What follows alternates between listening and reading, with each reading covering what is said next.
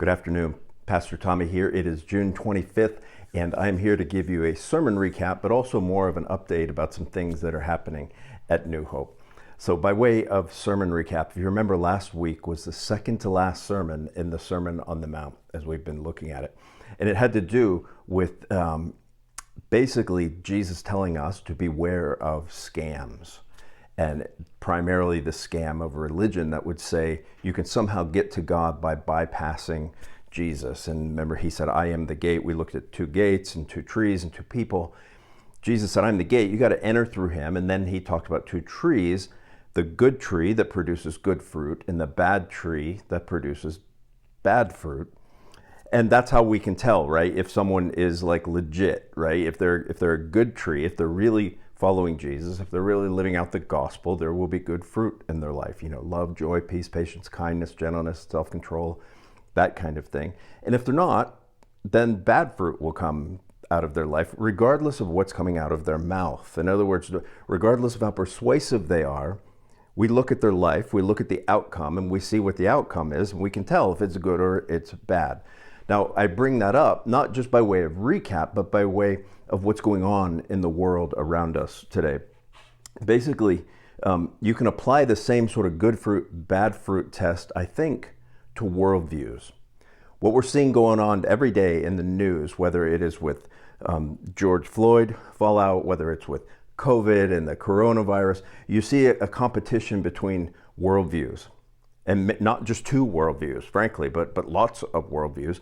And so when you're seeing things play out, ask yourself this question. Is the worldview that is being applied in this given situation, is it producing conflict resolution? Is it producing peace? Is it producing reconciliation? Is it producing conversation?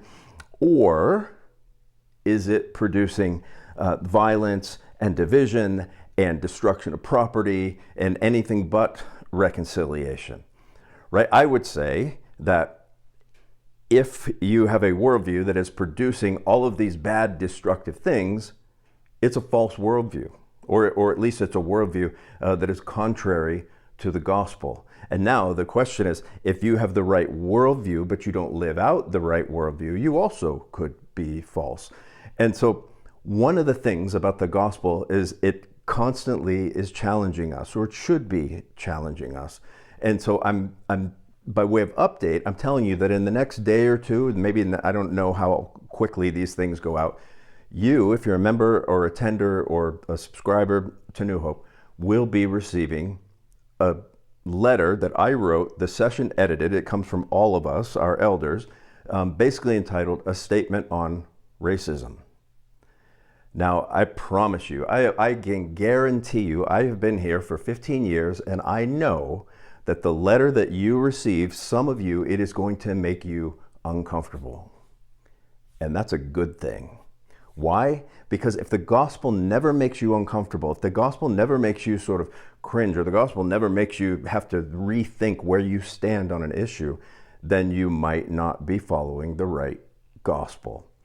And so why did we write this statement on racism? Was it because we felt like the world is telling us you have to do this? Well, again, those of you who know me, have known me for any amount of time, know that I don't really respond well personally to being told I have to do something. You see, the reason we did this was not to take a stand on racism, but to clarify where we have always stood on racism. That it is an evil and it is contrary to the gospel. And it's also, just so you know, coming from me, this isn't a political issue. If you're a Christian and you're viewing this as only a political issue, I would suggest you might want to rethink that. You see, for me and the elders, this is not just a political issue, but it's a pastoral issue. It's an issue where we have to clarify where exactly we stand. That, frankly, isn't exactly where the left or the right is, because the gospel is typically in a different place than all of those things.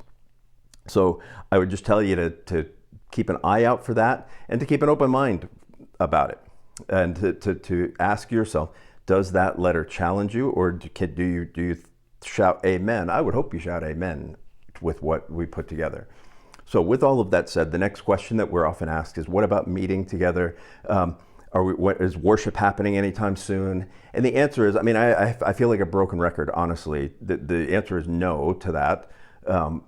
We just entered phase 2 last week. If you remember what phase 2 was, phase 2 in Washington at least was where you could have no more than five people outside of your family, contact with no more than 5 people outside of your family in a week. Does that mean you can have them in your house? Who knows? For religious organizations, for gatherings, the standard is that basically you can have 25% of your occupancy of your building or 50 people, whichever is less. And so that means if you've got a huge facility and even a 1,000-member church, you can have 50-member services.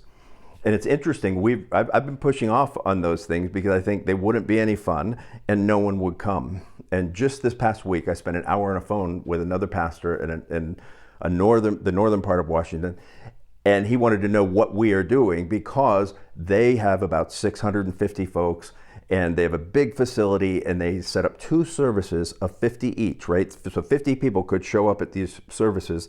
And he said between 2 services that were capable of taking 50 people and 650 or 625 total members, I think if I remember correctly, about 64 people in total showed up. So at the end of the day, is it really worthwhile to put in all this time, all this energy, to put in all the sterilization, all of these things, so that 10% or less of our congregation can actually meet together? What we're choosing to do is put all of our energy into making it so that when we hit phase 3, 100% of our congregation can meet together. Now, 100% of our congregation won't be able to meet together in this building that I'm standing in now, but we are, even now, recruiting people who will be able to host watch parties and who will be able to do a lot of the things that you are hoping to do. And frankly, that we're hoping to have them in every neighborhood so that every person would be almost within walking distance of a watch party home group that happens in phase 3. And in those places, we're not calling it church worship, because if you do that, then that means you have to follow all these state guidelines. We're calling it a watch party, and it's a watch party where you'll be able to sing. It's a watch party where you might even be able to eat bread and juice with your friends, if you know what I'm saying. And so just be praying for that. We're working on it. The session's working on it. Samuel is working on it very hard. I'm working on planning. Matt and Kim, our musicians, are thinking through things. And so I know it's hard, but I'm not sure what else to do other than on one hand, try to obey the government, and on the other hand, really try and make the best of this situation so that when we meet, wouldn't it be awesome that when we gather on Sunday morning, if every person in our church was super connected with a lot of other people in our church because of what we've gone through here in this virus. So be praying that the virus will go. I've watched news reports this morning that it's there's outbreaks and all of that stuff, and our governor, God bless him, seems to be pretty reactive, and so I hope things don't get dialed back. So with all of that said, this coming weekend is our last sermon on the Sermon on the Mount, and it's the parable Jesus tells about the wise and the foolish builders. And something to be thinking about, Jesus says that the person who is wise is not just the person who hears my words. He says it's the person who hears my words and does them. So the Sermon on the Mount is actually meant to be lived. So we'll talk about that this weekend. I look forward to seeing you. In a few weeks, we're actually going to start preaching through the whole Bible. We're using the passages from the Jesus Storybook Bible. I'm really excited about that as well. So I love you. I miss you. God bless you. Amen.